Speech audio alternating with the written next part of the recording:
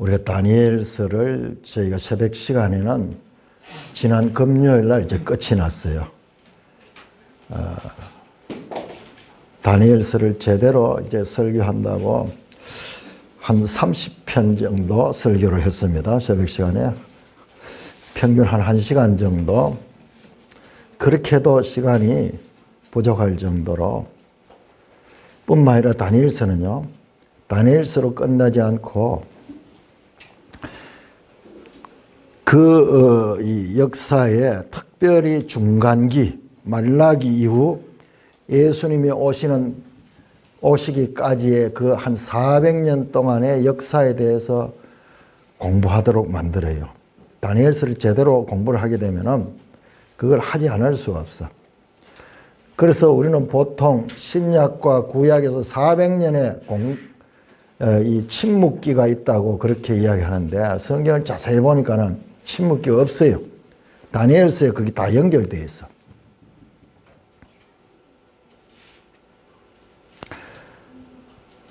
그리고 그 다니엘서를 제대로 이해하려고 하면 역사를 또 알아야 돼요. 그래서 또 역사를 공부를 하고 이렇게 하다 보니까는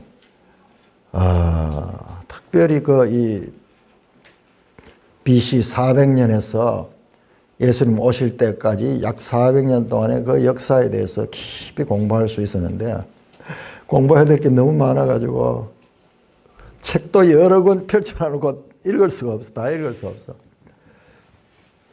그만큼 중요하다는 것을 말씀을 드리고요. 오후 시간에 잠깐 볼 거예요. 잠깐 보는데 그 시간을 잘 알아야지 우리가 신약을 또 이해할 수가 있어. 신약을. 우리가 성경을 잘 이해 못하는 이유가 그 책을 대할 때 그 배경과 그 모든 연속성을 알아야 되는데 그거 없이 또 다 알고 어떻게 읽을 수 있어요. 그러니까 우리는 평생 성경을 알아가는 거예요. 자, 전도서는 또 어떤 책인가? 오늘 제가 잠깐 나누겠지만은 자, 우리 86쪽 한번 볼까요? 매일 성경 86쪽. 이 저자가요, 이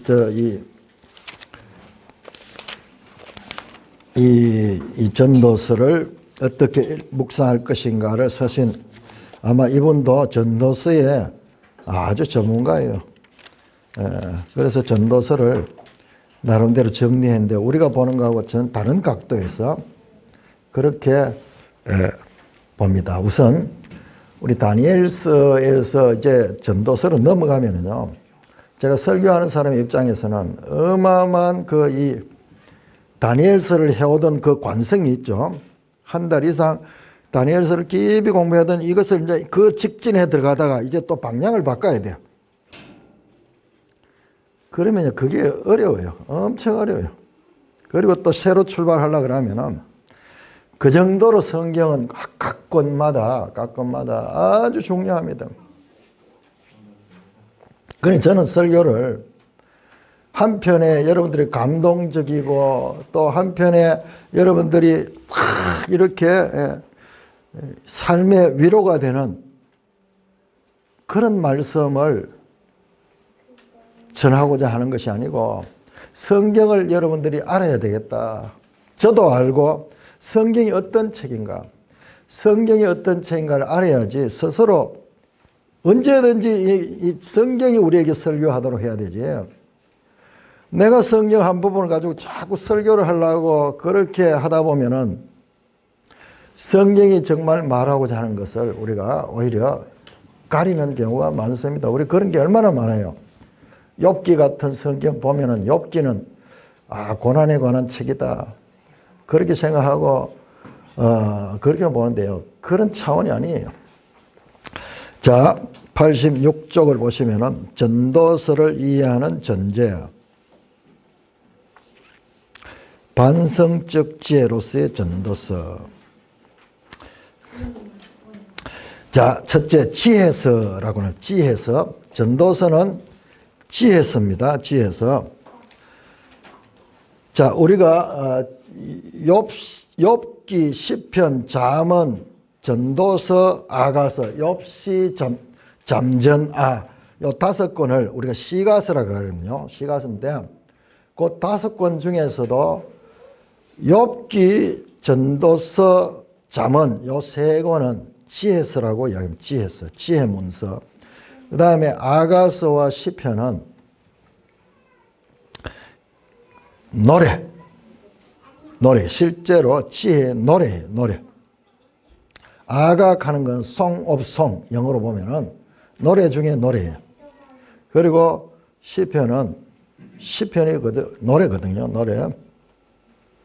그런데 욥기와 시편과 잠언은요, 지혜 문서라고 하는데 뭐냐 그러면은 우리 세상적으로 보면 철학 같은 깊은 철학 같은 사상이 들어있어요. 아니 욥기에 무슨 그런 이야기 있는가? 우리 욥기를 공부를 하면서 저도 여러분 신학교만 나와가지고는 성경은 몰라요. 성경은 모릅니다. 여러분 성경을 한 권 한 권 공부하는데 얼마나 시간이 많이 걸릴지 몰라요. 신학교에서는 그저 이 교리적이고 뭐 이런 거 기본적인 거 필요한 것이고 성경은 목회를 하면서 본인이 이제 알아가면서 그렇게 하는 거예요. 그런 책임을 맡았기 때문에 더 이제 성경을 더 읽어야 되고 그렇게 되겠죠. 욥기는 우리가 자세히 공부를 해보고 깜짝 놀랐어요. 저 교회 처음 시작하면서까지 욥기를 하면 욥기는 보통 이제 고난에 관한 책이다 그런 식인데 그런 식으로 이해하고 알고 있었는데 내용이 그게 아니라 철학이에요. 철학도 아주 깊은 철학, 대화를 통해 가지고 아주 그 현자들이 모여 가지고 서로 대화하는 가운데 나오는 이야기예요. 잠언은 우리 삶의 지혜를 많이 주고 있죠. 그 다음에 전도서도 그런 거예요. 전도서는 욥기, 시편, 잠언, 아가서와 함께 시가서를 이루며 특별히 잠언과 욥기와 더불어서 지혜서에 속해 있다. 자, 이렇게 시가서 5권 중에서도 3권하고 2권의 성격이 좀 다르다. 성경이 말하는 지혜는 한마디로 하나님을 아는 것이다. 그런데 우리 하나님을 알리는데 좀 그냥 명제적으로 이렇게 알려주시면은 좋은데 하나님 그런 방법이 아니야. 어떤 거는 무슨 이야기를 통해서, 어떤 거는 뭐 시를 통해서, 어떤 것은 뭐 역사적인 사건을 통해서 표현 방법이 너무나 다양해요. 하나님을 안다는 게 뭐냐? 더 정확히는 우리를 향한 하나님의 뜻을 아는 것이다. 지혜를 이렇게 정의한다면 어떤 면에서 성경 전체가 모두 지혜에 대한 이야기다. 그렇습니다. 우리가 하나님을 제대로 알려고 하면 66권을 알아야지 하나님을 아는 거예요. 전부 부분적으로만 아는 거예요. 욥기하고 이 전도서하고 잠언하고를 비교해 보면요, 뒤에 나오는데 반대되는 게 많이 있어요. 같은 성경인데 이게 뭐지? 이제 그런 것들을 이제 우리 알아가야 되는 거예요.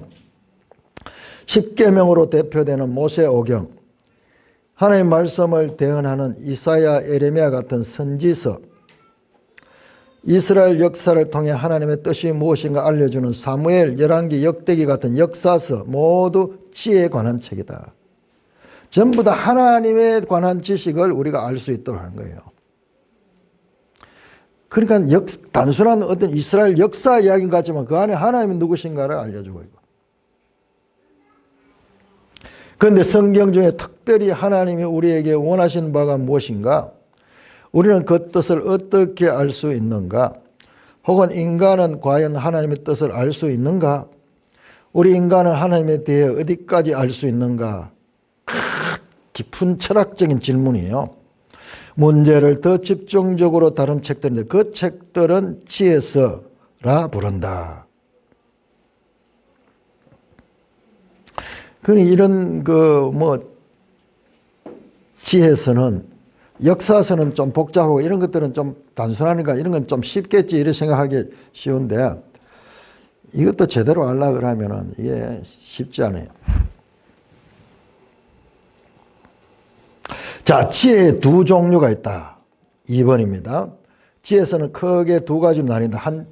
한쪽에는 규범적 지혜가 있고 다른 쪽에는 반성적 지혜가 있다. 좀 어렵죠? 자, 이제 예를 들어보면 쉽습니다. 규범적 지혜는 뭐냐 그러면요. 세상에는 하나님께서 정하신 규범, 즉 패턴이 있다는 것이다. 또 더 어렵게 이야기해요. 질서. 어떤 패턴, 문이잖아요. 그죠? 뭐 이런 게 반복된다는 거야. 그래, 물리적 법칙이야. 물리적 법칙. 세상의 질서, 자연 질서죠. 그러니까 자연과학을 하는 사람들은 아주 확실합니다. 요 질서가 자신들이 하는 학문 자체가 아주 질서를 가지고 있기 때문에 자, 아침에 해가 뜨고 밤이 되면 어두워지고 봄, 여름, 가을, 겨울 같은 계절의 변화가 있고 먹을 것이 풍성한 계절이 있으면 춥고 배고픈 시절이 오는 것 등의 패턴이다. 이 패턴을 잘 알고 미리 대비하는 사람이 지혜로운 사람이고 이 패턴을 모르거나 알고도 따르지 않는 사람은 무지하고 아둔한 사람이다. 성경 중에 잠언이 이러한 규범적 지혜를 설명하는 책이다. 이 패턴의 중심에는 뿌린 대로 거둔다라는 규범이잖아요. 그야말로 인과응보죠. 인과응보. 원인과 결과. 내가 열심히 노력하면은 그 다음에 거기에 대한 합당한 대가가 온다. 이 세상은 전부 이와 같은 기본 원리 속에서 진행되잖아요. 여러분들 회사에서 열심히 일하는 거 뭐예요? 그냥 봉사하는 거 아니잖아요. 나중에 또 월급을 주고 내가 또 살아갈 수 있도록 해주고 서로 이렇게 인과응보적인 그와 같은 원리 속에 우리가 살아가고 있습니다. 콩 심으면 콩 나고 팥 심으면 팥 나는 것처럼 좋은 것을 심으면 그 열매도 선한 것이요 악한 것을 뿌리면 그 결과는 나쁠 수밖에 없다. 이게 규범적 지혜예요.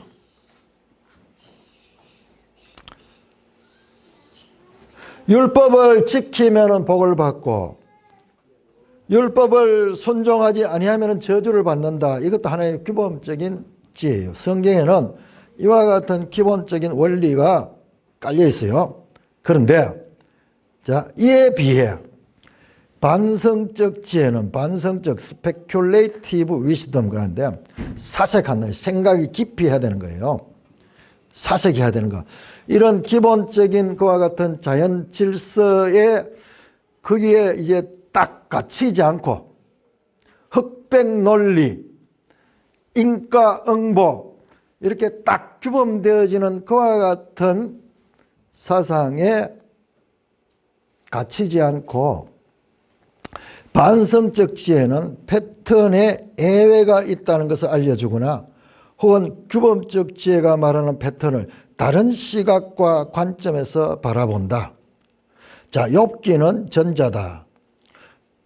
대부분의 경우 규범적 지혜의 패턴이 적용되지만 아주 자세히 들으면 그 패턴이 어긋나는 예외도 존재하는 내용이다. 욥기가 보면 욥기의 세 친구들 철학자들이요. 와서 욥을 보고 네가 지금 이렇게 어려움을 당하고 이렇게 병도 걸리고 그와 같은 재앙이 일어나는 것은 네가 뭔가 잘못했기 때문에 뭔가 죄를 짓기 때문에 그에 대한 응당한 결과다. 그러니까 네가 뭘 잘못했는가 한번 생각해보라. 그러면서 계속 그렇게 충원합니다. 욥처럼 아무 잘못도 없는 사람에게도 불행과 고난이 닥치는 경우가 있다. 욥이요. 욥만큼 인과응보의 사람이 없었어요. 욥은 열심히 일했지만은요, 하나님도 복을 많이 줘가지고 재산도 많고 자녀도 많고 세상에서 가장 부러울 것 없는 사람인데, 그러나 갑자기 욥에게 불행이 찾아왔습니다. 주위의 사람들은 전부 네가 원인이 있다. 네가 지금 이렇게 된 데는 원인이 있다. 그렇게 지적하고 그렇게 압박했지만은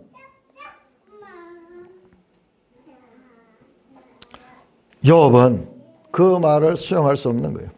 그러므로 하나님이 창조하시고 운행하시는 세계에서 벌어지는 모든 일을 인과응보의 원리 하나로 설명할 수 없다는 것이 욥기의 반성적 지혜다. 하나님은 주시기도 거두시기도 하고 복을 주시기도 하고 화를 주시기도 하는 분이라는 욥의 말은 하나님은 뿌린 대로 거둔다는 규범적 지혜의 원리를 초월한 분이라는 신앙 고백이다. 그 인생이 규범적 그와 같은 원리대로만 되는 게 아니에요. 때때로는 그것을 초월한. 규범적 원리는 해 아래에서 이루어지는 일이에요. 해 아래는 물리 법칙에 의해서 이루어집니다. 그러나 때때로 우리에게는 그런 규범적 원리를 초월한 그와 같은 하나님의 개입이 있는 경우가 있습니다. 자, 전도서는 후자다. 전도서도 인과응보의 원리를 반박한다는 점에서는 욥기와 마찬가지로 반성적 지혜에 속해 있다. 그러나 욥기가 인과응보에 애가 있다는 것을 초점을 맞춘다면 전도서는 규범적 지혜의 몇 가지 전제들을 반성적 시각으로 되짚어본다. 첫째, 규범적 지혜가 규정하는 선과 악의 이분법의 의문을 제기한다. 아주 긴 시간의 관점에서 보면 생명과 죽음, 건강과 질병 등을 좋고 나쁨으로 바라볼 수 없다. 둘째, 하나님의 무한하심과 인간의 유한성을 극명하게 대비시킨다. 반성적 지혜에 들어가면요, 그냥 규범적 지혜는 해 아래에서 일어나는 아주 이 물리적인 것 같은 원리지만요, 반성적 사고를 하면은 이 해 아래의 시간을 초월한 해 너머에 영원하신 그 하나님, 그리고 해 아래에 있는 인간의 유한성, 이게 대비됩니다. 하나님께서 정하신 패턴은 영원하지만 아주 짧은 인생을 사는 인간은 그 패턴을 알 수 없다는 점을 강조한다. 여러분, 제가요, 성경을 이제 연구를 하고 설교를 하면서 어느 날 구약 성경이 딱 정리가 된대요. 구약 성경의 주제가 뭐냐? 사람으로는 할 수 없다라는 주제로 탁 떠오르는 거예요. 또 예수님도 또 그렇게 말씀하셔요. 복음서에서 우리가 별로 중하게 생각하냐면 사람으로는 할 수 없으되 하나님은 할 수 있느니라, 이 말씀을 반복해서 하셔요. 그런데 어느 날, 이야, 이 말씀이 그 말이구나.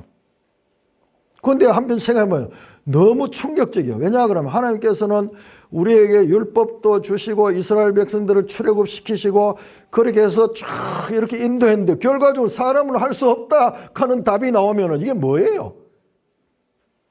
말이 안 되잖아요. 규범적 지혜로 봤을 적에 관점하고 그 다음에 반성적 지혜로 봤을 때의 관점하고 그 결론이 완전히 달라지는 거예요. 그냥 규범적 지혜로만 이스라엘 백성들이 하나님의 말씀을 순종하면 복을 받고 불순종하면 벌을 받는다. 그래서 포로로 됐다. 그러나 조금 더 깊이 생각해 보면 사람은 할 수 없다는 것을 깨달아요. 그럼 뭐냐? 그건 뭐냐? 말이 안 돼요. 그래서 우리가 반성해보면요, 계속 깊이 생각해보면 모든 사람이 죄인이구나. 죄인이구나. 존재 자체가 죄인이기 때문에 할 수 없는구나. 그래서 신약에 오면요, 죄 문제를 다루는 거, 사도 바울이 보세요. 죄가 무엇인가를 가르쳐 주잖아요. 수천 년 이스라엘 역사를 통해서 하나님께서 우리에게 알려주는 건요, 모든 사람이 죄를 범하였으니 하나님의 영광에 이룰 수 없다는 것은 인간의 한계를 깨우쳐 주시는 거예요. 그러면 어떻게 됩니까? 이 한계를 깨달으면 이 문제를 해결하실 분이 있다. 그분이 누구냐? 바로 예수 그리스도다. 그러니까 우리가 예수 믿음으로 나아가기 위해서는요, 우리 인간의 죄성을 깊이 자각을 해야 돼요.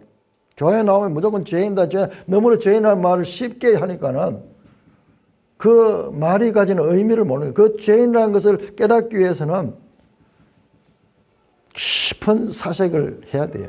성경 역사를 통해서. 자, 오늘 저는요, 다니엘서와 이 전도서의 연속성을 이번에 발견했어요. 깜짝 놀랐어. 자, 성경 66권의 유기적인 관계를 제가 계속 이야기하잖아요. 그러니까 우리가 성경을 부분적으로, 편파적으로 막 그렇게 알게 되면요, 잠언만 알게 되면은 전도서가 지금 이해가 안 되는 거예요. 또 전도서만 또 알게 되면은 또 잠언에 대한 내용을 초월하면 안 되는 거예요.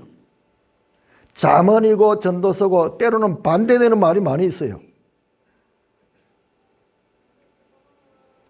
그럼에도 불구하고 이 두 가지를 다 알아야 돼요. 이 성경이에요. 이 하나님을 안다는. 왜? 하나님은 우리 같은 해 아래 존재가 아니에요. 우리는 해 아래 존재이면서도 해 넘어 계시는 그 초월자신 그 하나님과의 관계에 속해 있기 때문에 우리가 하나님의 자녀인 거예요. 하나님 자녀. 세상 사람들은 그 관계가 단절돼서 해 아래에만 모든 것이 집중되어 있지만 해 넘어 계신 초월적인 절대 영혼에 속한 그 하나님과의 관계가 있기 때문에 우리가 하나님의 자녀고 하나님의 백성들입니다. 자, 다니엘서하고 전도서는 정말 다른 책이거든요. 그런데 이번에 그러니까 한 책을 제대로 알아야 돼요. 우리가 한 책도 제대로 모르니까는 다른 책도 모르는 거예요. 한 책을 제대로 알게 되면은 그 책과 그 다음 책과의 연결을 알 수가 있어요. 여러분, 매일 성경은요, 저 아직까지 미스터리인 게 이거는 누가 순서를 정하는지 몰라요. 그런데 여러분들 이걸 해보면은 이 책의 순서가요, 우리 성경 순서도 아니잖아요. 이 책의 순서가 큰 지혜를 가진 분이 이렇게 배치를 해놨어요. 요한 1서는 우리 이제 전도서 끝나면 요한 1서는 나오거든요. 요한 1서는 제가 딱 알았어요. 자, 우리 다니엘서는 작은 뿔에 적그리스도 같은 인물 나오죠. 요한 1서에 적그리스도 나와요. 적그리스도는 가르치나. 그래서 그렇게 연결되어 있구나. 근데 전도서하고는 아무 관계 없겠구나. 이렇게 생각을 했는데 전도서와 다니엘서와 아주 밀접한 연관을 가지는 것을 하는데 이건 아마 내가 처음 이야기하는 거예요. 아무 세상 딴 분들이 그렇게 이야기하는 거 없어. 자, 어떤 면에, 자, 전도서가 뭐냐 그러면요, 우리 이 말 성경에 전도자 이렇게 되는데 이 코헬렛 하는 뭐랍니다. 코헬렛은 뭐냐, 회중, 모임, 카할 하는 히브리어에서 나온 거야. 카할. 그런데 헬라어로 번역하면 이게 에클레시아스예요. 에클레시아가 교회거든요. 여러분, 교회는 건물이 아닙니다. 사람이요. 모임. 사람들이 모인 곳이 교회입니다. 그런데 건물이 없어도 교회는 가능합니다. 그래서 제가 산돌 교회를 위해서 기도할 때는요, 여러분 한 사람 한 사람들을 위해서 기도하는 거예요. 자, 루터는 이 코헬렛을 뭐라고 번역하냐면 설교자라고 번역해요. 설교자. 사람들을 모아놓고 그 앞에서 설교하는 사람이다. 우리 한글 번역에서는 이걸 갖다 전도서라고 말하고 그 안에 보면 전도자라고 나오면 전도자. 우리 전도사 하잖아요. 전도사 하는 거. 자, 1장 12절 나 전도자는 이게 코헬렛이에요. 코헬렛. 전도자는 이렇게 번역했는데 모든 이 단어를 종합하면 코헬렛은 뭐냐 그러면요, 많은 사람을 가르치는 사람.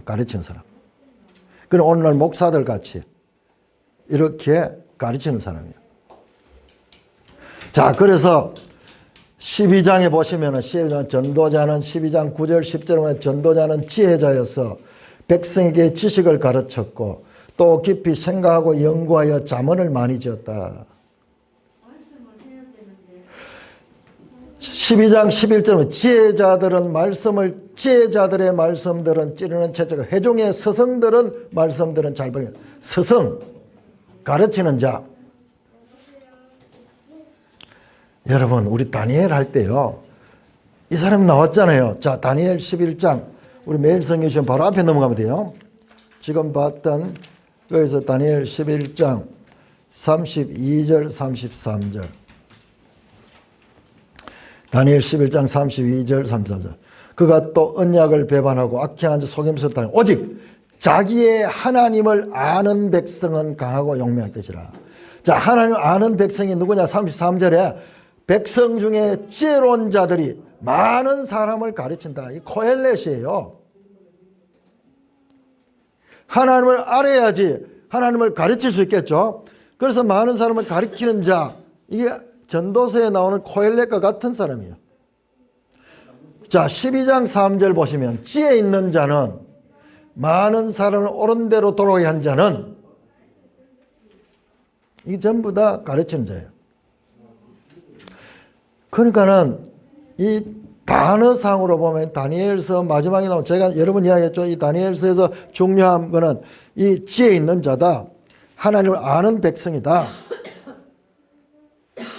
그래서 오늘 설교 제목도 하나님의 백성 2로 잡았어요. 왜냐 그러면은 지금 이 내용이 이 전도자가 이 사람 많은 사람들에게 가르치는 사람. 자, 여러분들, 우리는 신약 시대를 살고 있기 때문에 우리가 놓치는 부분이 많이 있어요. 왜냐 그러면요, 여러분 한번 생각해 보세요. 모세의 법에는요, 전부 가리키는 게 중요한 게 제사예요. 제사, 희생 제사, 그 다음에 절기, 이런 것들이에요.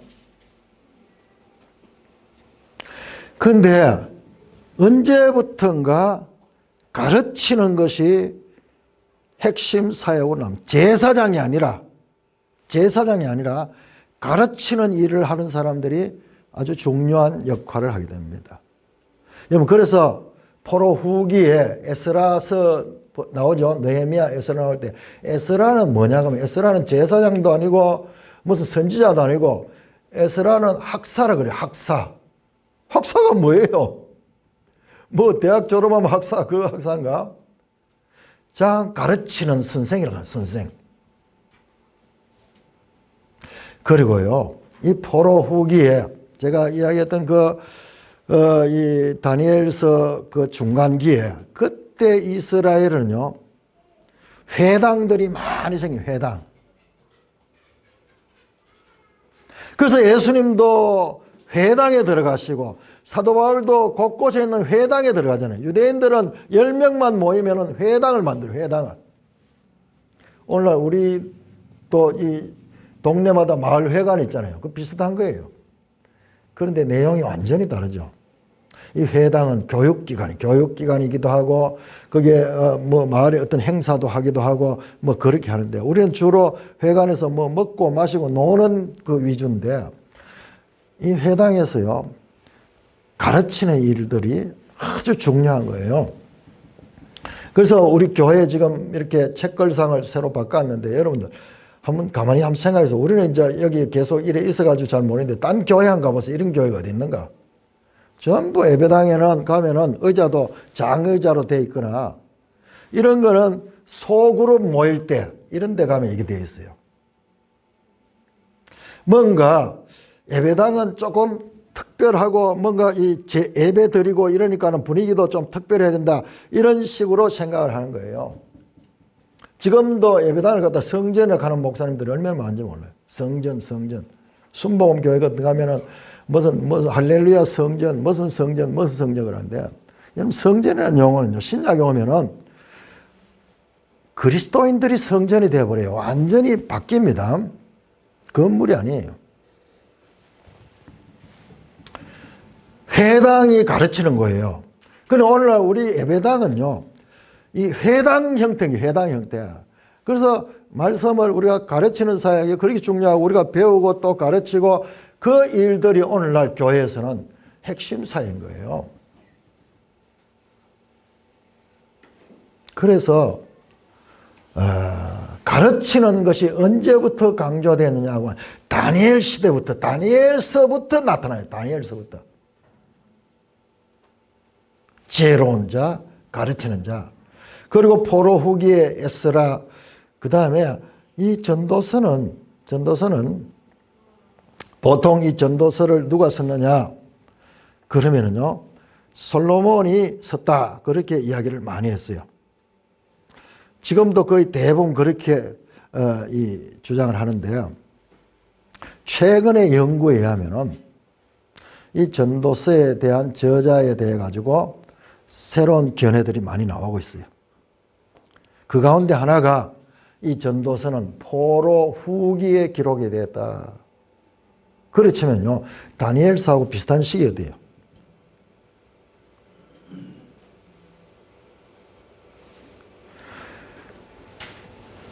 그렇게 주장하는 이유에 대해서 설명하려고 하면 시간이 너무 길고요.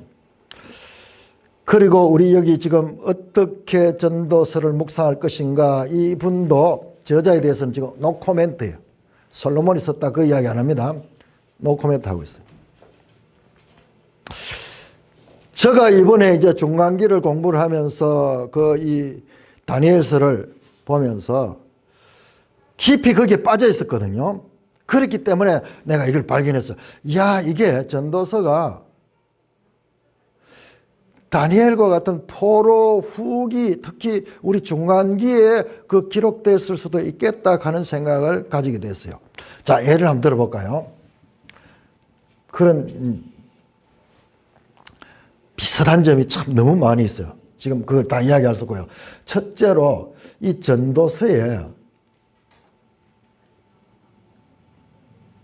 자, 전도서 5장 한번 읽어보세요. 전도서 5장.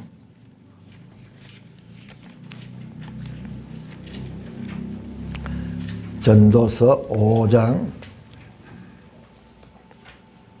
13절에서 16절. 전도서 5장 13절에서 16절. 제가 한번 천천히 한번 읽어볼게요. 여러분들 이걸 들으시면서 다니엘서의 무슨 내용과 뭔가 연관되는 게 없는가 한번 생각을 해보세요. 자, 전도서 5장 13절입니다. 내가 해 아래에서 큰 폐단되는 일이 있는 것을 보았나니 곧 소유주가 재물을 자기에게 해가 되도록 소유하는 것이라. 여기 소유주는요, 소유주라고도 되지만은 뭔가 이제 권력자 뭐 이런 것도 됩니다. 주권자. 어떤 사람이 재물을 자기에게 해가 되도록 많이 소유하는 거예요. 어마어마하게 소유하는 거예요. 14절, 그 재물이 재난을 당할 때 없어지나니 비록 아들을 낳았으나 그 손에 아무것도 없느니라. 그 재물이 나중에는 다 없어져 버려. 자기 아들에게도 이어가지 못해요. 그가 모태에서 벌거벗고 나왔은즉 그가 나온 대로 돌아가고 수고하여 얻은 것을 아무것도 자기 손에 가지고 가지 못하리니 이것도 큰 불행이라. 어떻게 왔든지 그대로 가르니 바람을 잡는 수고가 그에게 무엇이 유익하라. 큰 폐단되는 이야기예요. 어떤 사람이 자기 마음대로 해가지고 재물을 엄청나게 가졌어. 엄청나게 가졌어. 그런데 그 재물을 누리지 못하고, 자, 6장 보세요. 6장 2절. 6장 2절. 연결됩니다. 6장 2절 제가 읽어볼게요. 어떤 사람은 그 영혼이 바라는 모든 소원에 부족함이 없이 재물과 부요와 존귀를 하나님께 받았으나 하나님께서 그가 그것을 누리도록 허락하지 아니하였으므로 다른 사람이 누리나니 이것도 헛되어 악한 병이다. 자기 마음대로 막 원하는 대로 부족함 없이 모든 걸 가졌는 거예요. 그러나 자신이 그것을 누리지는 못하는 거예요. 자, 여러분, 이 인물에 대해서 우리 다니엘서에 혹시 여러분들이 연상되는 내용이 없는 것 같아요? 한번 이야기해 보세요. 그 다니엘서를 제대로 공부하면 이게 보이고, 다니엘서가 참 만만치 않거든요. 예? 알렉산더 같습니까? 자, 우리 11장 한번 보세요. 다니엘 11장.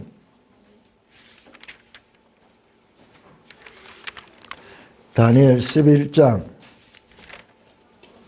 여러분, 다니엘 11장이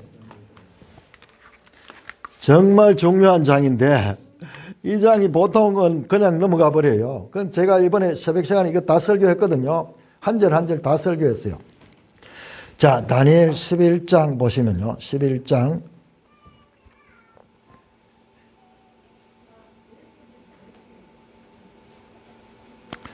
11장 3절에 장차 한 능력 있는 왕이 일어나서 큰 권세로 다스리며 자기 마음대로 행하리라. 그러나 그가 강성할 때 그의 나라가 갈라져 천하 사방에 나올 것이나 그의 자손에게로 돌아가지도 아니할 것이요 또 자기가 주장하는 권세대로 되지 아니하니 이는 그 나라가 뽑혀서 그 외에 다른 사람에게도 돌아갈 것이라. 똑같아요. 여러분, 이 내용을 자세히 보면요, 여 전도서에 등장하는 어떤 사람이 인간으로서 할 수 있는 최고의 모든 것을 가지는데, 그러나 그게 자기 자식한테도 못 돌아가고 자기 뜻과는 상관없이 다른 사람들이 누리게 되는 거예요. 자, 8장, 다니엘 8장 8절 보세요. 다니엘 8장 8절. 8장 8절. 순념소가 스스로 심히 강대하여 가더니 강성할 때 그 큰 뿔이 꺾이고 대신에 현저한 뿔 넷이 하늘 사방이었다. 8장 21절 보세요. 8장 21절에서 이 순념소에 대해 설명합니다. 털이 많은 순념소는 곧 헬라 왕이다. 그 헬라 왕 중에서도 첫째 왕이다. 첫째 왕이다.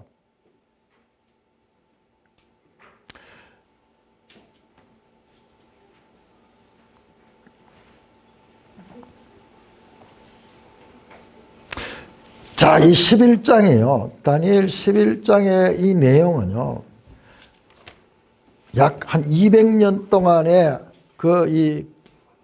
지금 11장 방금 들어왔던 건 이 알렉산더고요.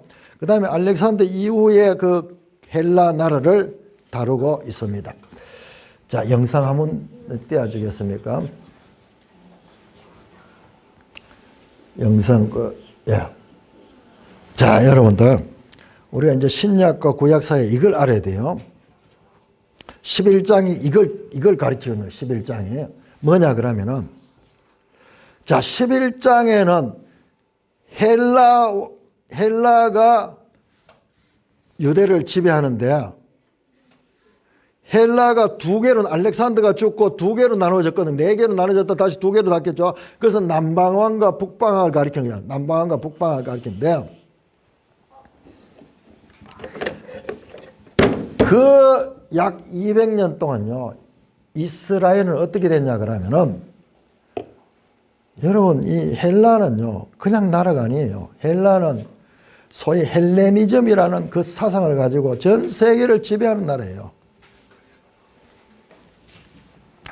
자, 우리 지도책 또 한번 펴봅시다. 자, 250장.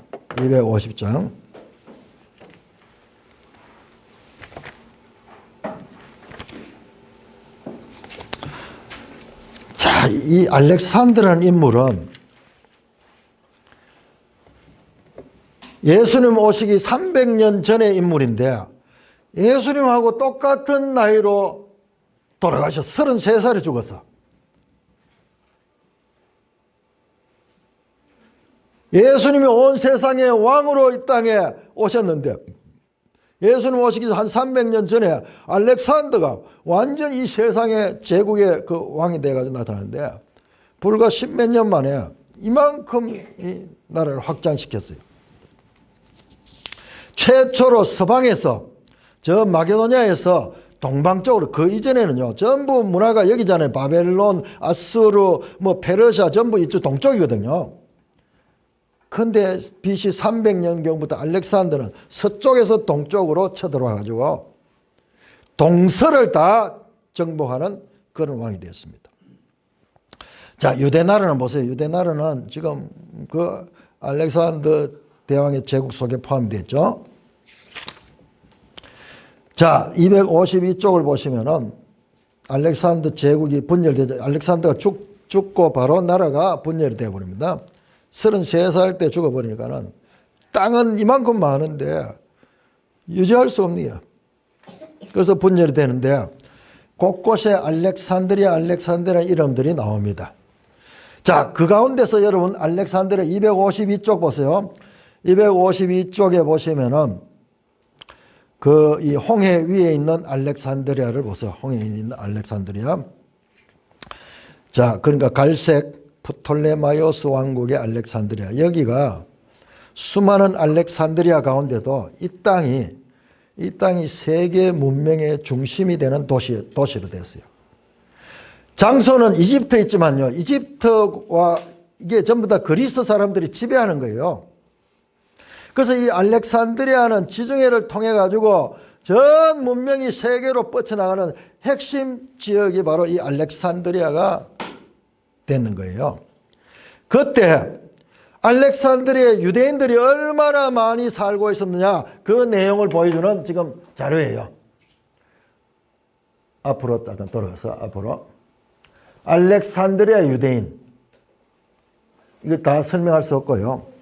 여러분, 우리 다니엘 11장에서 남방과 북방이 막 싸우는 그 가운데 유대인들이 막 이렇게 때로는 남방에 붙었다가 때로는 북방에 붙었다가 이러면서 나라가 갈갈이 찢어지거든요. 그 나라가 아주 피폐해지거든요. 그런 사이에요. 그런 사이에 많은 유대인들이 이 헬라에 가서 그 헬라의 문명을 배우고 헬라화 되었어요. 헬라화 되었어요. 이때 성경도 헬라어로 번역이 됐습니다. 그게 이제 프톨레마이오스 왕국, 남방왕 시대인데, 지금 그 내용이요. 그 수많은 유대인들이 그 나라에서 떠나가지고 바벨론 포로 갔는 것보다도 훨씬 더 많은 사람들이 헬레니즘 문화 속에 젖어 들어갔는 거예요. 그리고 특별히 알렉산드리아에는 유대인 공동촌이 있을 정도로 많은 유대인들이 헬라화되는 거예요. 오늘날 치면은 우리 이 땅에 미국 문화가 들어와가지고 우리가 옷도 미국식으로 입고 막 영어도 배우고 사상도 미국적인 사상을 가지고 있고 그러듯이 바로 그 예수님이 오기 전에 BC 300년에서 그 예수님 오기 이전까지 유대 나라가 우리가 생각할 때 그냥 저 이스라엘이 따로 보존되어 있는 것 생각하는 전혀 그게 아니고요. 완전 이스라엘이 헬레니즘화 되는 거예요. 하나님은 그 헬레니즘 문화를 통해 가지고 성경을 또 번역해 가지고 나중에 성경이 이 복음이 다 온 세상에 퍼질 수 있는 그런 기회로 삼기도 하셨는 거예요. 다음 보세요. 다음. 자, 알렉산더가 여기에서 출발해 가지고 쭉 와서 자, 여기 알렉산더에 있고 여기에 이제 예루살렘이 있는 거죠. 예루살렘. 그래서 이 넓은 땅을 차지하게 되었습니다.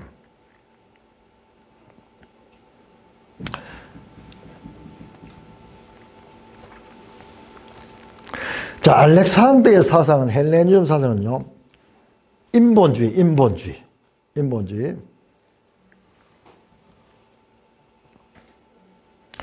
그러므로 이 인본주의 헬레니즘 사상이 온 세상에 퍼지면서 그리고 유대인들도 거기에 합류하게 되면서 하나님은 세계 역사 가운데서 이 기간 동안은 헬레니즘과 히브리즘이 서로 합쳐지는 그런 시기가 이 시기입니다.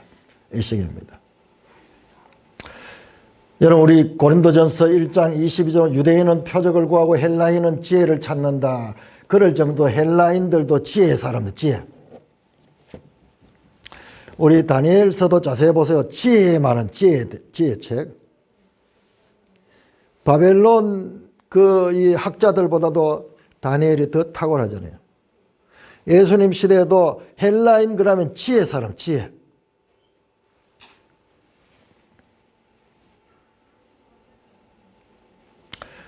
시간이 없어가지고 더 자세히 설명할 수 없는데 우리 지도책 254쪽으로 보세요. 254쪽.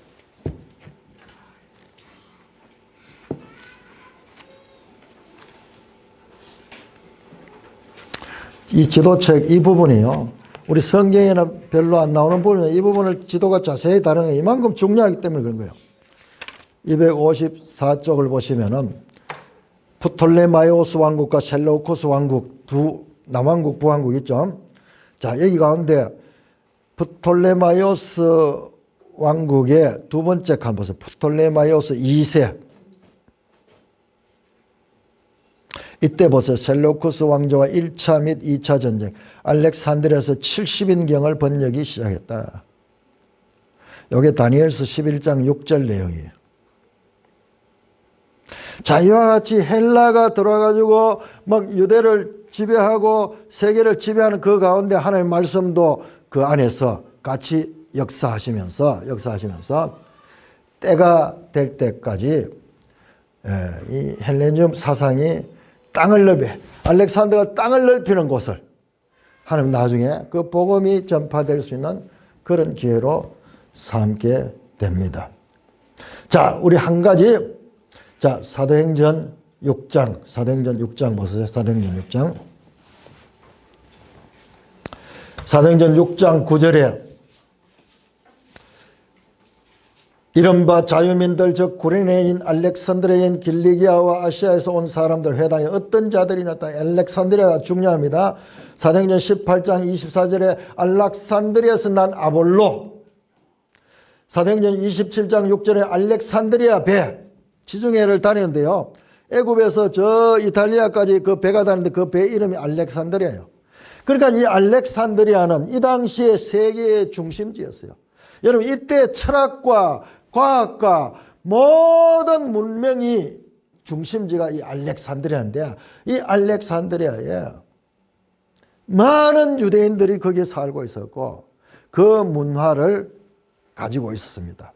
우리가 봤을 때는 히브리즘에 이 유대교가 이제 완전히 위기를 맞는 그런 시대인 것 같지만 그러나 그 시기를 통하여서도 하나님은 기독교가 세계화를 이루는 구원 계획을 가지고 있는 시기였습니다.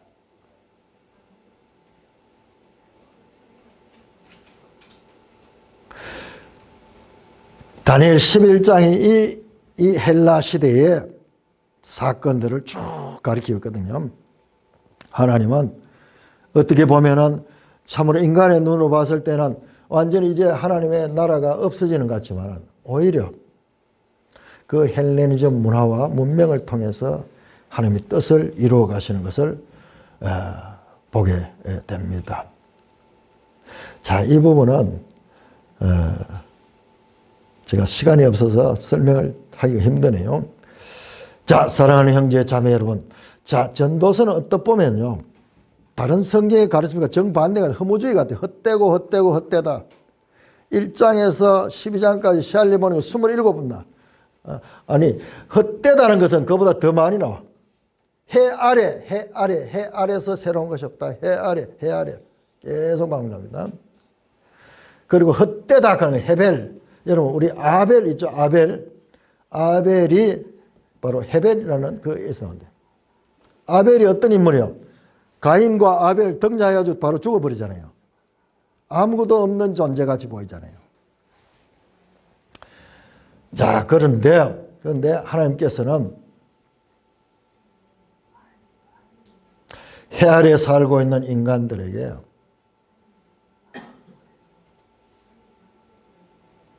해 넘어 계신 하나님을 알고 그 하나님을